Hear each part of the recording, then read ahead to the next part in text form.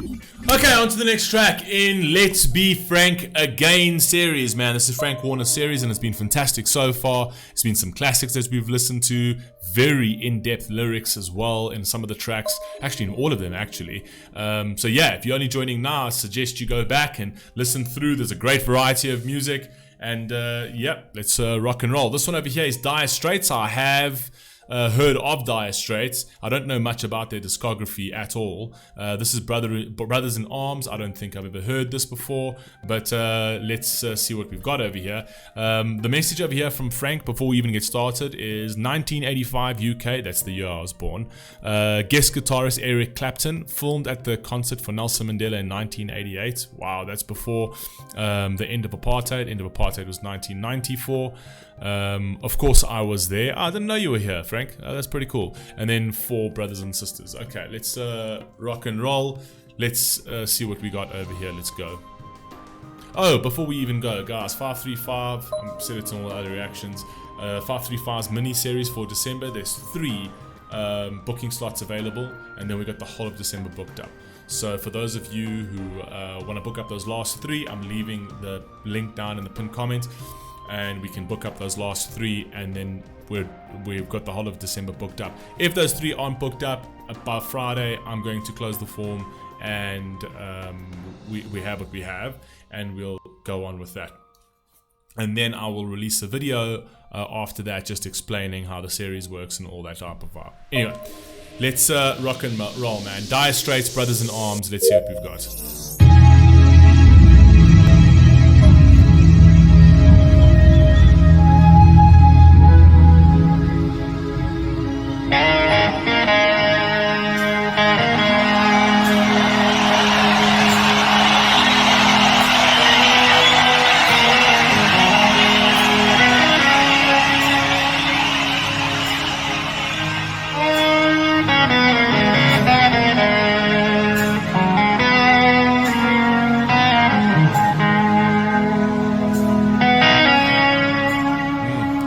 Guitar.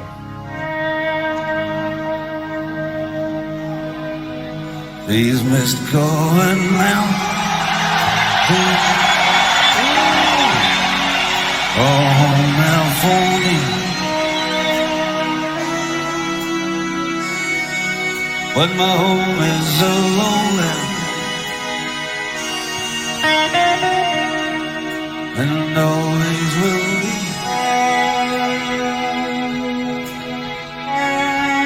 Someday you'll return to your valleys and farms, and you'll no longer burn to their brothers in arms.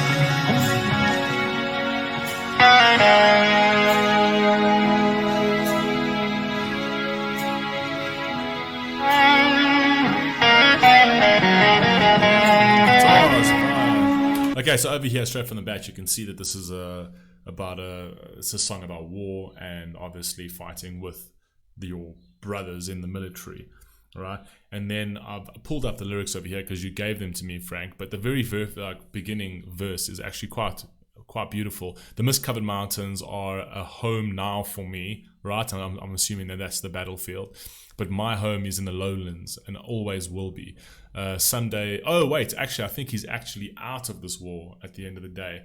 But he's talking about his home in terms of like even whether he likes it or he doesn't like it, is where he fought with his brothers. I think that's where he's going with that. And always will be. Someday you'll return to your valleys and your farms, and you'll no longer burn to be brothers in arms. That's crazy. So it's basically saying that he yearns to fight alongside the people that fought for him, essentially. And that does actually happen. That does happen. It happens in the military as well, where they actually can't function. They've been in war for so long, specifically with the guys that were coming back from Iraq. I've heard a couple of stories where they've been away for so long, in war for so long, alongside their brothers, that when they actually come home to like a normal life, a child and a woman, it just doesn't feel like a normal life. They would rather be in the battlefield. Do you know what I mean? That's with the again, brothers in arms, with the people that would fight side by side with them. So anyway, let's carry on.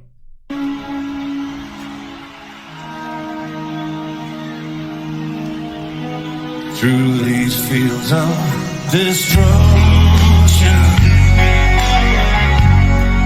baptisms of fire, I witness your suffering. There's a battle raged high, and though they did hurt me so bad, in the fear and alarm, you did not desert me, my brothers in arms.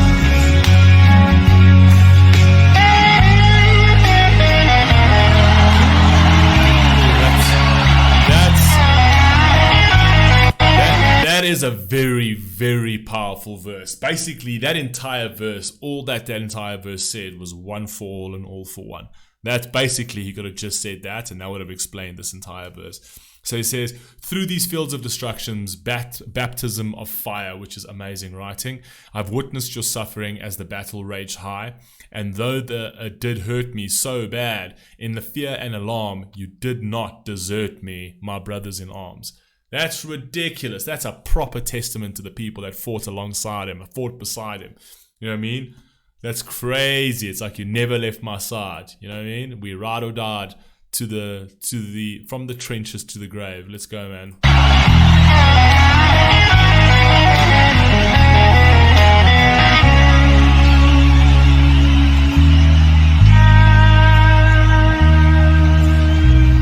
There's so many different worlds, so many different songs. We have just one world, but we live in different ones. That is fire! Fire writing. Fire. We have just one world, but we live in different ones. We live in different worlds. We refuse to accept reality and the reality of this world. We prefer to live out in delusion, right? We live in different worlds, but not one that's realistic, not one that's grounded. This is where we live, but our heads are in the air. I don't know if he's talking about it in terms of that as society. I don't think he's talking about the brother in arms. So there's so many different worlds, so many different suns, and we have just one world, but we live in different ones. That's such a powerful line, that over there. Sheesh, that is a crazy line, because everyone's also got their own idea when it comes to.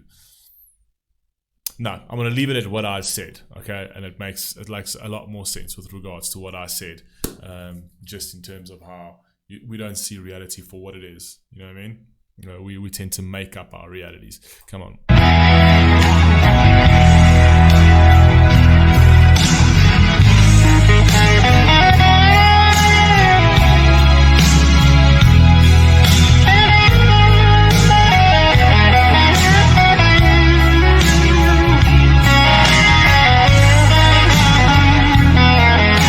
An example of people living in different worlds, right? And we actually see a lot of that today as well. And I actually saw it once in the comment section where someone got so incredibly irate that I paused too much, and they literally wrote me an essay on literally trying to like demean me and to put me down and to this kind of thing. I don't know, this person was so angry, right, over a YouTube video. Now, this is someone I don't even know. This is somebody that doesn't even know me, right, but is obviously very angry at the world. And I was thinking to myself, you know what I mean, I didn't even respond, but I was just thinking to myself, like, if I was going to respond to this person, what would I say? What I would say is, there are people dying in ditches around the world at the moment.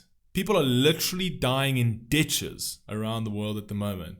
and you are here on a YouTube video losing your mind over someone that pours too much. Like, if you don't like the content, click off. But to sit there and to be that irate over a video like that, like, when did we get like this as a society? Like, when did we get to the point where we became so damn privileged, right, that we feel that we're being done in, that the content that you are receiving on a free platform is just, it is so terrible that you need to write an essay to that person. So just click and move on. Like, where have we gone aside? Okay, well, that's not for me. No, it's cool. Done. Fine, don't be. You know what I mean? And that's an example of living in different worlds, right? We're living in very different worlds. We see what we see on the news, right? And we far removed from it. And then because we are so privileged in our society, we just turn to silliness and delusion and all these erratic sort of displays of emotion over absolutely and utterly nothing. We're making small things big, right? And then we make big things small. Like, in terms of things like war, right? People will sort of minimize that and play the reductionist aspect of that and be like, oh no, but this, and they're all like very reductionist about it, and it's fine, killing people's fine, you know what I mean? But then when it comes to something as small as a YouTube video, they blow that out of proportion, essentially. So society is very topsy-turvy, very flipped over, right? These kind of people that went into the battlefields and fought alongside each other, these people lived in the real world. That's the real fucking world. Life is suffering, unfortunately. Life is, unfortunately, having to sacrifice your life and going out and doing what you need to do for the betterment of your society, for the betterment of your mother, the betterment of your children and their mothers, right? That's reality of life, not sitting on Netflix and YouTube and complaining about how you've been done in by content you don't like. That's just that's just living in a fucking world that I don't even know. It's living in a different world. But anyway, carry on.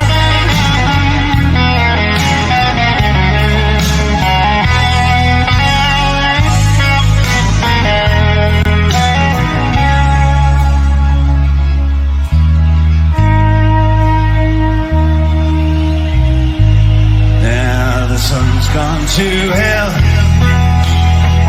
and you got the moon riding high. Let me bid you farewell.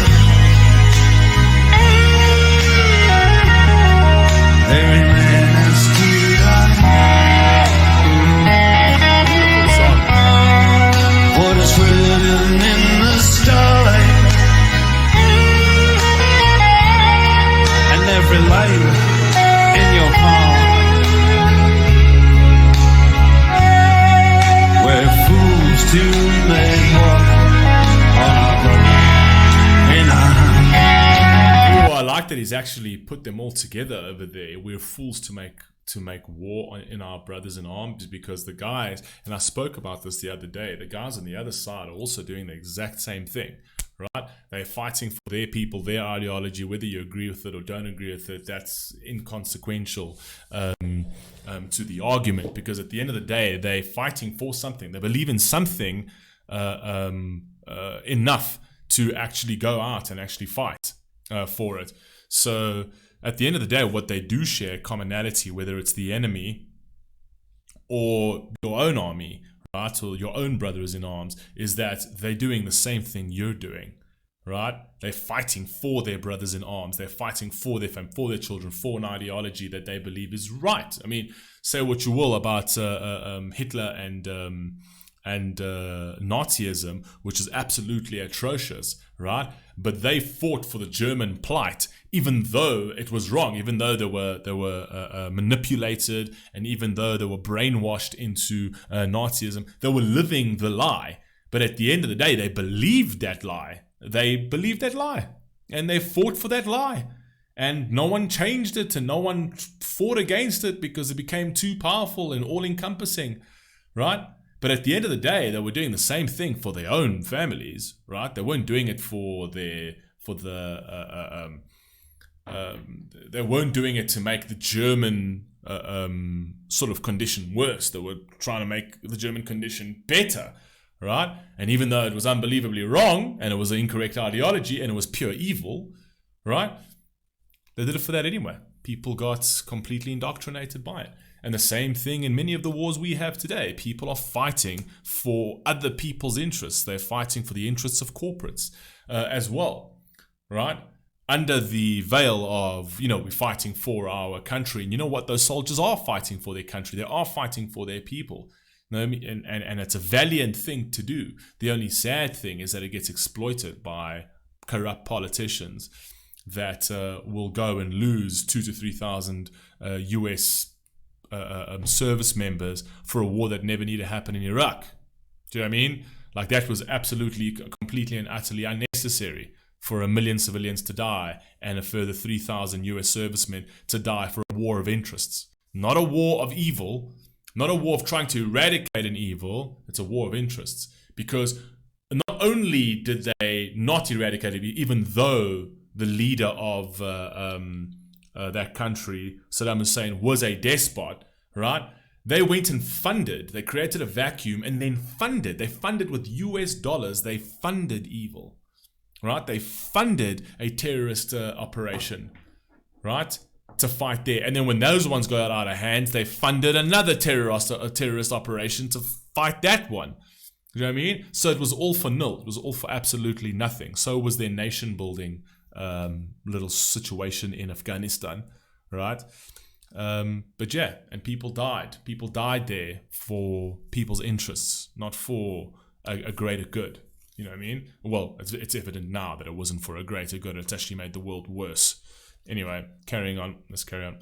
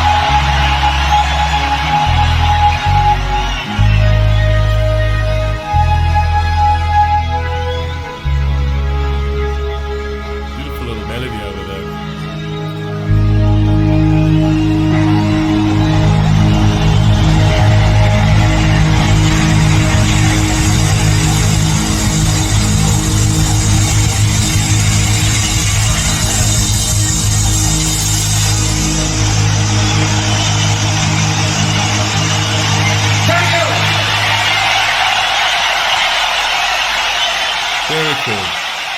Very cool. Usually those guitar solos they're quite drawn out, or they actually, I get a bit impatient with them. But that wasn't too bad. It was quite melodic at the end of the day. It wasn't too heavy, and it was cool. Like it rode out quite nicely. So yeah, you guys let me know what you think down below, and I will catch you on the next one. Peace.